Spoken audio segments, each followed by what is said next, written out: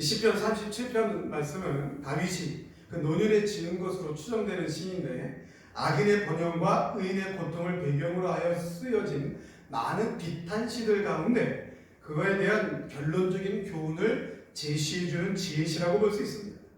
본시의 말씀에 보면 의인이 고통당하고 악인이 형통하는 듯한 그 모순된 현실 상황 속에서도 하나님의 주권적인 섭리는 계속되고 있기 때문에 종국에 가서는 하나님이 그 행위에 따른 공의의 심판을 반드시 행할 것이므로 성도들은 당장에 악인의 형통과 번영에 대해서 부러워하거나 불평하지 말고 인내함으로써 하나님의 공의와 보응을 기다리는 지혜로운 신앙인이 되어야 된다라는 것을 말씀해주고 있는 것입니다.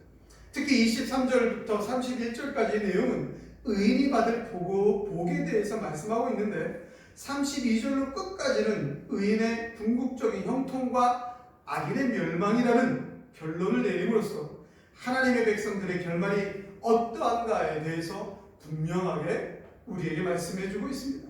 하나님의 택한 백성, 하나님의 택한 자녀들, 하나님을 믿음으로 의인이라 칭함을 받은 성도들의 결말이 형통일 수밖에 없는 것은 하나님의 자녀들과 하나님이 친히 택하여 세우신 성도들과 언제까지나 함께 하심으로 말미암아 성도들의 모든 그 걸음은 형통의 걸음이다. 하나님께서 인도하시기 때문에 형통하다라고 오늘 성경이 말씀해주고 있는 것입니다. 우리 교회는 2021년을 시작하면서 본문 시편 37편에 있는 여호와를 기뻐하라는 표제로 말씀을 받고 시작을 했습니다. 이제 그 표제를 받고 1년을 시작한 것이 엊그제 같은데 벌써 또 1년을 마무리하고 다음 해를 준비해야 되는 그러한 시기를 지나가고 있습니다. 다음 해 표도 분명히 세웠습니다. 출애굽기 33장에 있는 말씀으로 여호와가 우리로 편케하리라 는 말씀을 가지고 제가 준비를 하고 있습니다. 근데 중요한 것은 지금 우리 세상의 환경이 어떠하냐라는 것입니다. 2020년 초에 불어닥친 코로나19 팬데믹 상황이 1년이 지나가면서 괜찮아지겠지 했는데 또 1년이 끝나갈 때도 아직도 아주 위험한 기세로 우리를 위협하고 있습니다. 이러한 세상의 환경을 보면 불평, 불만이 먼저 나오기 일쑤입니다. 그러나 우리는 이러한 세상의 환경에 불평하기보다는 하나님께 감사하고 또한 우리를 향한 하나님의 뜻과 영광을 기뻐하고 찬양하는 삶으로 시작하자라는 의미로 여호와를 기뻐하라는 표제로 1년을 시작했던 것입니다. 또 표제는 틀려지지만 우리의 삶은 분명히 또 하루를 시작할 때, 또 한 해를, 또 다음 달을 시작할 때마다 여호와 하나님의 뜻을 기뻐하며 시작해야 된다라는 것입니다. 세상의 환경은 여전히 우리에게 여러 가지 불리한 것들과 원망의 사건들을 제시하고 있기에 우리가 살아가는 세상에서 우리는 감사보다는 불평이 더 많이 나올 수밖에 없는 것이 지금의 현실입니다. 여전히 제약과 제한으로 인해 기쁨보다는 슬픔이 많은 것 또한 현재 우리의 현실입니다. 그리고 이제 또 다른 시간, 또 다른 세월, 내년을 준비하며 바라보며 우리는 어떠한 계획을 세워야 되는지 그것조차도 막막한 것이 현실입니다. 세상도 그렇고 지금 이러한 시대에 만세지 말아 살아가는 시대에 교회가 당한 어려움도 그렇고 특별히 개척교회들이 다 문을 닫고 없어지는 시대에 우리의 현실, 우리의 다음의 계획은 정말 막막한 것이 현실입니다. 이런 현실 앞에서 과연 우리는 어떻게 해야 되겠습니까? 그저 막막한 대로 좌절하고 절망하면서 이제 다 끝이다 라고 절망 가운데서 하루하루를 그렇게 그냥 슬픔으로 살아가야 되겠습니까? 아무런 계획 없이 그냥 모르겠다라는 운명에 맡기자라는 그런 불신자들 같이 살아가야 되겠느냐라는 것입니다. 어떠한 계획을 세우고 어떠한 방향으로 삶의 발걸음을 옮기는 것이 과연 옳은 방법이겠느냐라는 것입니다. 그 누구도 이 질문에 시원한 답을 하기가 어려울 것입니다. 그러나 오늘 성경은 너무나도 분명하고 정확한 답을 우리에게 제시해주고 있습니다. 하나님의 말씀은 너무나도 확실하게 우리의 다음 삶의 방향을, 목표를 알려주고 있다라는 것입니다. 오늘 본문에서 말씀하고 있는 여호와 하나님의 말씀을 듣고 믿음으로 가슴에 심령 가운데 새기면서 다음을 준비하는 우리 성도들의 삶의 방향이 어둡고 불안한 방향이 아닌 여호와께서 형통케 하시는 축복의 방향이 되시기를 주님의 이름으로 간절히 축원합니다. 여호와께서 첫째로 우리들의 발걸음을 정하시고 인도하십니다. 본문 23절 말씀을 같이 한번 읽겠습니다. 23절입니다.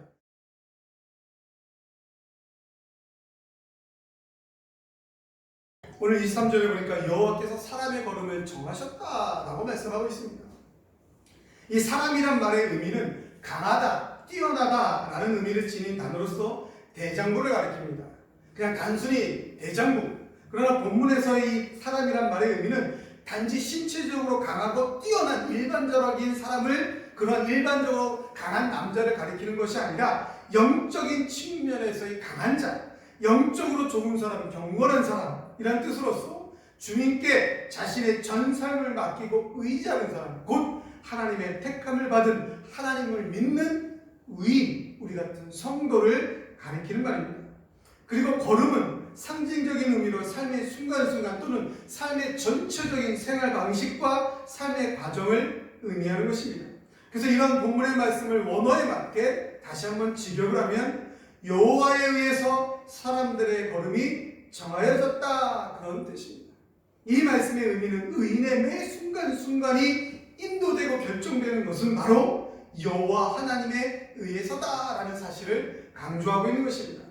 즉 본문의 말씀은 여호와께서 사람들, 특별히 하나님을 믿고 의지하는 모든 신앙인들의 삶의 전 과정에 개입하셔서 그 삶의 과정, 그 삶의 순간순간마다 그들을 지도하시고 인도하심을 의미하는 것입니다. 하나님이 우리와 함께 하시는 방법이 우리의 삶의 모든 과정에 개입하셔서 우리를 친히 돌보시고 인도하신다라는 것입니다. 외형적으로 보면 우리가 우리들의 삶의 방향을 결정하고 우리의 결정대로 우리가 살아가는 것 같지만, 그러나 실제로는 전능하신 여호와 하나님이 우리의 삶의 모든 과정에 개입하셔서 인도하고 계시다. 하나님이 처음부터 정한 대로 인도하고 계신다라는 사실인 것입니다. 여러분, 누군가가 누구를 인도하고 가는데 버려뒀다가 망가진 다음에 어쩔 수 없을 때, 완전히 좌절해서 어쩔 수 없을 때 그때 끌어주는 것은, 그것은 엄격한 의미에서 인도가 아닙니다. 보호가 아닙니다. 여러분, 우리가 길을 가다 보면 요즘 워낙 애완동물이 많으니까 애완동물을 이렇게 목줄에 끌고 가는 그러한 사람들을 많이 봅니다. 근데 목줄이 쭉 길게 늘어나요. 근데 혹은 또 동물을 너무 사랑해서 애완동물을 꼭 목줄을 치우려는데 안 치우고 막 하다가 사고를 치게 되는 경우도 많습니다. 그런 사고를 치게 되면 주인들이 하는 말이 뭡니까? 끌어안는 것은 우리 개가 원래는 안 그런데, 원래 안 그런 게 어디 있습니까? 원래 사람도 악합니다.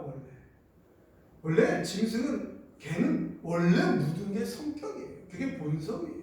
근데 원래 우리 개는 안 그런데, 그러다가 나중에 뭐 끌어안고 목줄을 하고 입마개를 하고, 완전한 보호가 인도가 아닙니다.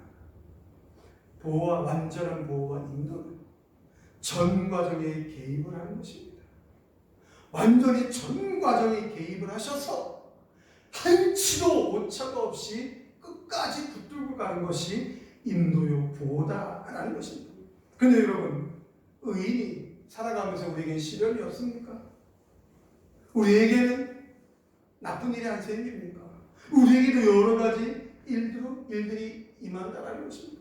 지금 당장 힘들어 보이는 일도 있습니다. 그러나 중요한 것은 그럴 때마다 하나님을 불평하고 원망할 것이 아니라 나의 모든 인생의 진로를 하나님이 정하신 대로 지금 인도하고 계시다라고 믿는 것입니다.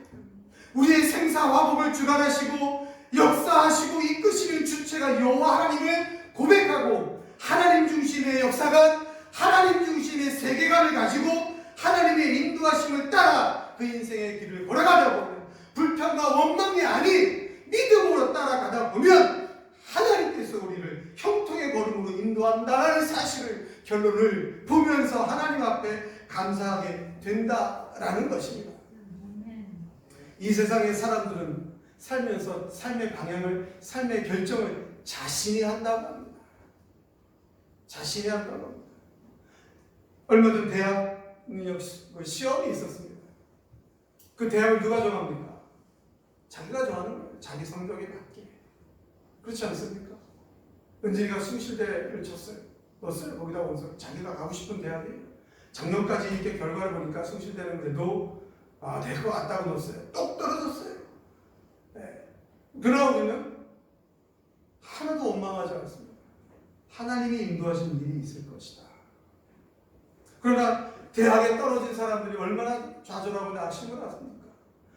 내가 이렇게 열심히 해서 이렇게 정했는데 똑 떨어졌구나. 안 되는구나. 나는 안 되는가 보구나. 그건 세상 사람들의 방법이다라는 것입니다. 우리들의 방법은 하나님이 정해놓은 대로 걸어가고 있다. 하나님이 매 순간순간 개입하셔서 인도하고 있기 때문에 잘못되는 길로 갈 수가 없다라는 믿음으로 살아가는 것입니다. 지금 당장 내가 좀 미끄러진 것 같아도, 내가 지금 당장 말이 좀 헛디딘 것 같아도, 지금 당장 하나님이 보이지 않는 것 같아도, 지금 당장 하나님의 능력이, 하나님의 축복이 안 보이는 것 같아도, 지금 이 순간도 하나님이 나와 함께하고 계시는구나. 지금 이 순간도 하나님이 나를 인도하고 계시는구나. 지금 이 순간도 하나님이 내 삶에 전적으로 개입하고 계시는구나. 하나님의 절대 주권을 믿는 믿음이 바로 그런 믿음인 것입니다. 내가 잘 될 때는 하나님이 나와 해주셔서 내가 잘 되고 있구나. 하나님 감사합니다. 좀 어렵고 힘들면 하나님 어디 계십니까? 왜 하나님은 나를 안 도와줍니까? 에이 하나님이 없나 보다. 불평불만 없나? 그런 사람이 진짜 잘 될 때 하나님 앞에 감사할 수 있겠습니까? 그저 감사는 입술 뿐이고 내가 원래 공부를 잘해. 내가 원래 능력이 많아. 내가 원래 이렇게 되는 것입니다. 하나님의 절대 주권을 믿는 믿음은 하나님이 이 세상 역사의 모든 것을 창조하시고 주관하시고 섭리하시고 다스린다라고 확실히 믿는 것입니다. 그리고 하나님이 내 삶의 모든 전 과정에 하나님이 개입하셔서 천지를 창조하신 전능하신 하나님이 나를 인도하고 가신다라고 확실하게 믿고 흔들리지 않는 것입니다. 사랑하는 성도 여러분, 하나님이 저와 여러분의 모든 삶의 전 과정에 개입하셔서 인도하고 계신다는 사실 분명히 믿으시고, 지금 우리의 눈앞에 있는 이 세상을 보지 마시고 다음 세상을, 다음 삶을 더욱더 믿음으로 준비하고 계획하시길 주님의 이름으로 간절히 축원합니다. 둘째로 여호와께서 우리의 삶을 기뻐하십니다. 23절 말씀을 다시 한번 읽겠습니다. 23절입니다.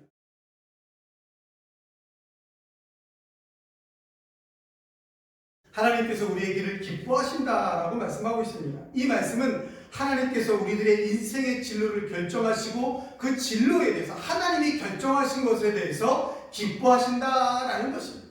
여러분, 하나님께서 정하신 것이기 때문에, 하나님께서 정하신 삶의 방법이고 하나님께서 정하신 대로 흘러가고 있기 때문에, 하나님께서 계획한 대로 우리의 삶이 그대로 가고 있기 때문에 하나님이 기뻐하신다라는 것은 당연한 것입니다.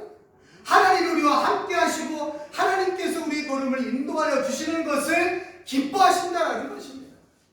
내가 이 사람을, 이 성도를 택했는데, 내가 택했으니까 내가 뭐라는 대로 인도하고 가야지라는 사실을 하나님 자신이 기뻐한다라는 것입니다. 이것이 바로 얼마나 놀라운 축복입니까? 택했는데, 내가 사랑해서 내가 구원하여서 택했는데, 좀 가다 보니까 내가 너를 왜 택했을까? 이렇게 인도하는 것은 아니었는데 안 되겠다, 버려야지. 택해놓으니 할 수 없이 예수 그리스도의 보혈이 아까워서라도 내가 그냥 할 수 없이 마지못해 너를 끌고 간다. 이러면 얼마나 저주입니까? 그러나 하나님은 절대로 그런 일이 없다라는 것입니다. 하나님이 택한 것을 기뻐하신다라는 것입니다. 택하고 인도하는 것을 기뻐한다라는 것입니다. 하나님이 인도하고 있기에 그 삶 자체가, 성도들의 삶 자체가 하나님이 기뻐 받으시는 삶으로 간다라는 뜻인 것입니다. 즉 우리의 삶이, 우리의 인생의 여정이 하나님이 기뻐하고 즐거워하시는 삶의 여정이 되고 있다라는 것입니다. 여러분, 하나님의 뜻대로 행하는 것이기에 당연히 하나님이 기뻐하시는 것입니다. 그래서 우리는 우리의 인생의 진로에서 하나님의 뜻을 제대로 깨닫는 것이 중요한 것입니다. 하나님이 원하시는 대로 이 길을 가고 있다. 그럼 이 길을 하나님이 기뻐 받으시니 얼마나 나에게 큰 축복입니까? 그럼 그 뜻을 깨닫고 그때로 가면 그러면 되는 것이. 그러면 형통의 길을 가게 되는 것입니다. 그러나 하나님의 뜻을 깨닫지 못하고 내 뜻대로 고집을 피우면서 왜 하나님 나를 안 도와줍니까? 라고 하면 자꾸 원망과 불평이 되는 것입니다. 다른 길로 가지 아니하고 하나님의 뜻을 묻고 깨달으면서 하나님의 뜻대로 살아가다 보면 그 길은 형통의 걸음이 될 수밖에 없는 것입니다. 바로 하나님 아버지의 사랑이기 때문입니다. 아버지가 자녀를 기뻐할 수밖에 없는 것 아닙니까? 저도 우리 은진이를 이뻐합니다. 근데 앉아있는 것 자체가 이뻐요. 뭘 하기만 해도 이뻐요. 그냥 뭐 아무것도 안 해도 이뻐요. 시험을 봐도 잘 봐도 이쁘고 못 봐도 이쁘고 못 봐서 혼자 실망할까봐 그게 걱정되는 거지. 아빠가 좀 강하게 얘기한 것 때문에 상처는 받지 않았을까? 그게 걱정되지. 그냥 이쁜 거예요. 그러나 정말 하나님이 원하시는 뜻이 무엇인지 자꾸 좌절하고 실망하면 회초리를 들 수밖에 없는 거예요. 그것은 아니다. 그것은 삶의 방향이 잘못됐다. 회초리를 들 수는 있지만 그러나 사랑하는 딸을 향한 아버지의 마음은 변할 수가 없는, 그냥 뭘 해도 이쁜 거죠. 바로 우리 하나님 아버지. 지금 하늘에서 오늘 하나님 앞에 예배를 드리는 저와 여러분을 보십니다. 이 어려울 때 예배를 드리러 나갑니다. 코로나19 이 전염병 무서워서 다 숨어버리는데 먹고 놀고 마시는 때는 다 몰려들어도 뭐 홍대 클럽 뭐 어디 난리 나지 않습니까? 먹고 마시고 즐기는 데는 몰려들어도 예배 드리는 데는 다 지켜야 돼. 그리고 교회를 등한시하, 예배를 등한시하, 신앙을 자꾸 제한하는 때, 펼쳐봐도 모자랄 믿음을 제한하는 때 하나님 전을 찾아 나가는, 성소를 찾아 나가는 하나님이 지금 하늘에서 기뻐하십니다. 왜? 하나님이 그렇게 정하셨고 예배자의 삶으로 하나님이 정하셨고 그 예배자의 삶으로 걸어가고 있기에 하나님이 우리들을 기뻐하신다라는 것입니다. 사랑하는 성도 여러분, 다음을 계획하고 준비해야 되는데 무슨 마음을 가지고 준비하시겠습니까? 하나님이 나를 기뻐하신다. 하나님이 나를 즐거워하신다. 하나님이 나 때문에 좋아진다. 기뻐서 그 기쁨을 감당할 수 없을 정도로 좋아하신다는 그 믿음을 가지고 다음을 준비하는 축복의 삶이 되시기를 주님의 이름으로 간절히 축원합니다. 마지막으로 여호와께서 우리를 끝까지 붙들어 주십니다. 24절 말씀을 같이 한번 읽겠습니다. 24절입니다.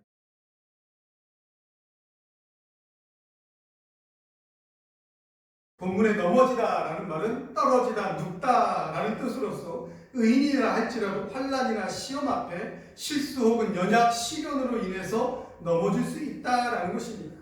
그러나 아주 엎드러지게라는 말은 내 농댕이 치다, 내 던지다라는 의미로서 버림받아 파멸의 자리에 떨어지는 것을 말하는 것입니다. 그러나 성경은 의인이 아주 엎드러지지 않는다라고 말하면서 그 이유를 정확하게 얘기합니다. 의인이 아주 엎드러지지 않는 이유는 딱 한 가지, 분명하고 정확한 이유, 여호와께서 손으로 붙드심이로다. 할렐루야. 의인이 넘어지는 행위가 초점이 아닌 것입니다. 의인에게도 시련이 옵니다. 우리도 믿음이 연약해서 넘어질 때가 있습니다. 왜냐? 우리는 완전한 의인이 아직 아니기 때문입니다. 칭의의 은총을 받은 자입니다. 아직 예수님이 재림하지 않으셨기 때문에 우리가 완전히 천국에 올라가지 않았기 때문에 지금 우리가 죽어서 천국에 가 있다면 영원히 천국에 가 있다면 거기서는 의인이죠. 지금은 이 세상은 아직 불완전하기 때문에 하나님이 의인이다 불러지는 칭의의 은총을 받았기 때문에 우리는 완전한 의인의 삶이 아직 아닙니다. 그래서 연약해서 넘어질 수가 있다는 것입니다. 그러나 중요한 것은 넘어지는 것이 아니고 넘어진 자를 다시 일으켜 세워주시는 그것이 지금 오늘 본문에서 강조되고 있다는 것입니다. 그럼 우리를 이렇게 세워주는 분이 누구냐? 바로 천지를 창조하신 전능하신 여호와 하나님이시다라는 것입니다.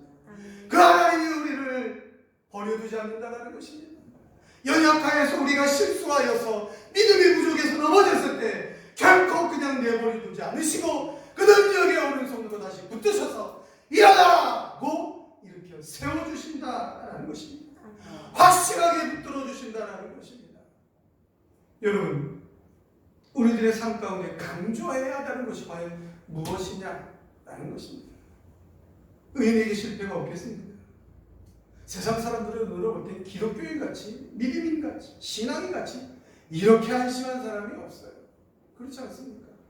코로나19 때문에 그 영향 때문에 2022년부터는 소상인 공인들 중에 도산하는 기업이 점점점 기업 수로 늘어날 것이다라는 한 신문 기사를 봤습니다.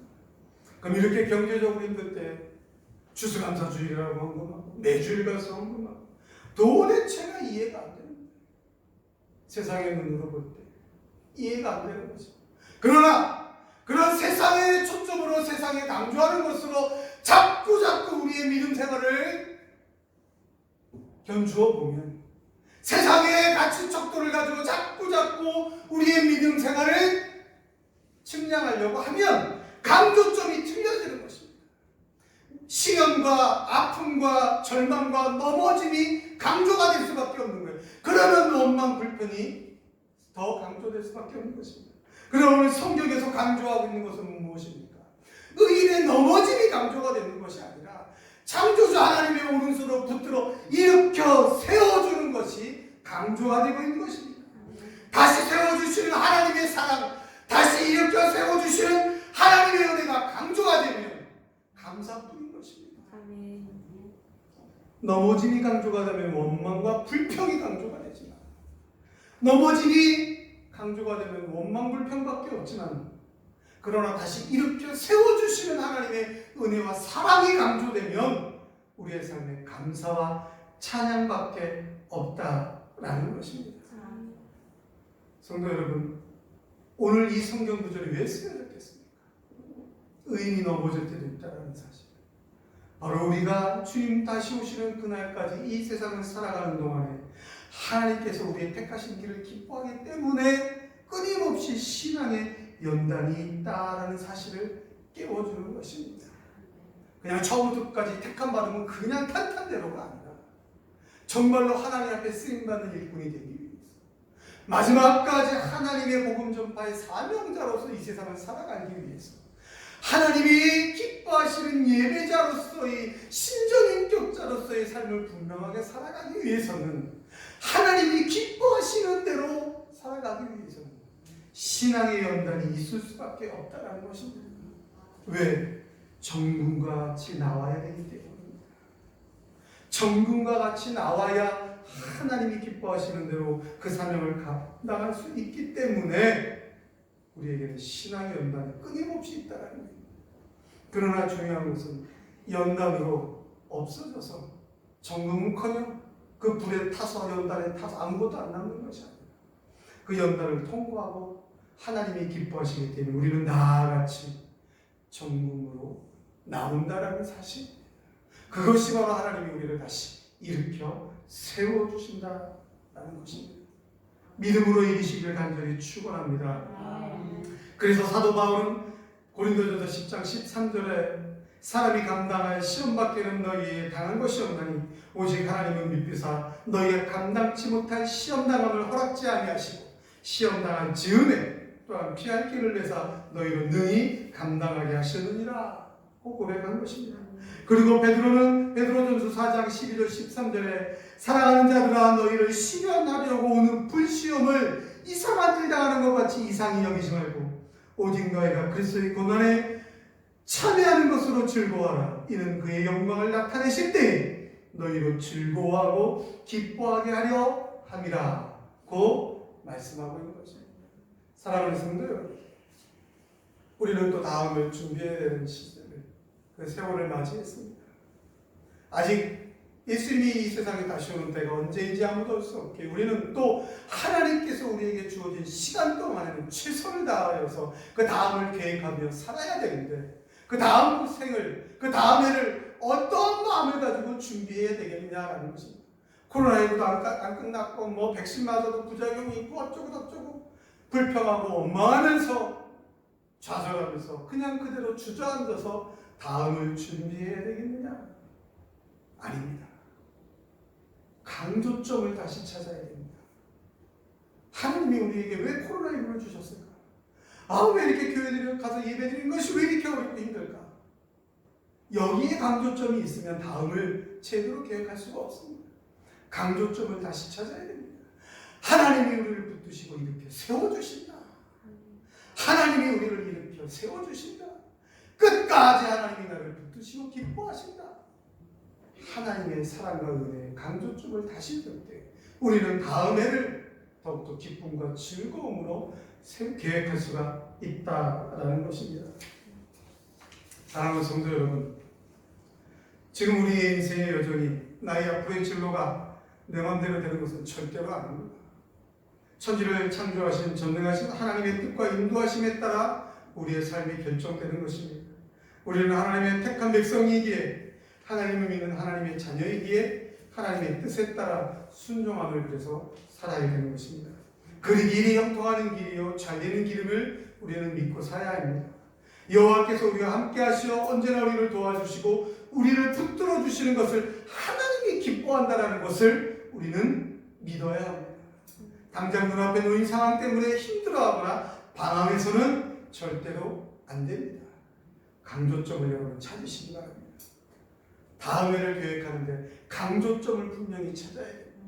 눈앞에 있는 어려움, 눈앞에 있는 현실이 아니라 우리의 강조점은 계속해서 하나님이 우리를 붙들어 일으켜 세워주시고 하나님이 우리를 기뻐하신다는 그 사실에 우리는 강조점을 두고 믿음으로 나가야 되는 것입니다.